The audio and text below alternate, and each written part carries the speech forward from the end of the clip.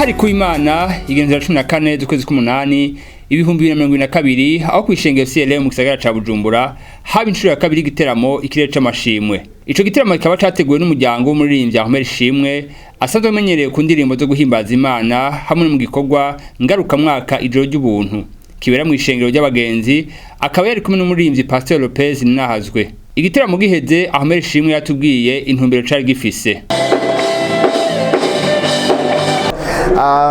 Numva mfise umutima w'ishimwe tuvuye mu kirere c'ishimwe ariko kandi ndumva mfise umutima uriho kodesa cyane ku Mana numva suis soulagé niko kivuga mu gifaransa mu kirundi mvuga nti numva nduhutse numva nishuwe isengesho nari nasenze icyo twashaka muri kido kirere cy'amashimwe ntiyari performance ntiyari ko abantu bamenyekana ntiyari ko abantu baririmba bagatamba ariko ko tugomba ko abantu baza bagasuka umutima wishimwe muri kino kibanza kandi vy'ukuri abantu twabonye abantu benshi basuka amashimwe yabo muri kino kibanza twabonye abantu bibuka ivyo Imana yakoze maze bikabatera kwishima cyane.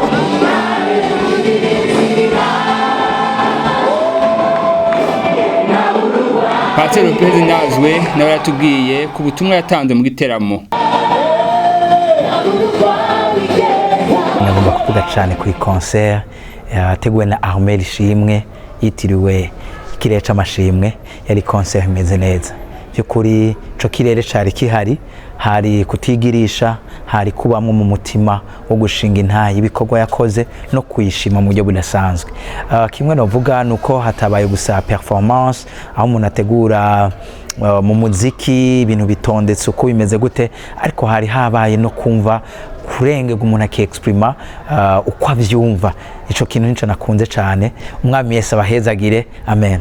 Umuntu witavye igiteramo yaratubwiye kuco yahungukiye. Nanezere ku bwino concert yagenze neza nkuko mwabibonye, harimwe amavuta by'ukuri akwiye, twahezagiwe by'ukuri. Imana ishishikare kumwongereza amavuta kuko n'umukozi w'Imana. Ndamushingira intahe kuko ndamuzi neza no mu rushengeri wacu, kandi turanezere ku bwiwe. Imana ishishikare kumukuza, Imana ishishikare kumugira neza. Kino giteramo turacitezemwo ibintu byinshi cyane, azarabikora kenshi kuko tuharonkera byinshi.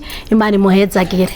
Ico giteramo kiba caranzwe n'umutima umwe wo gushima Imana, abacitabiriye bari buzuye umunezero wanagaragariye mu gutambira Imana.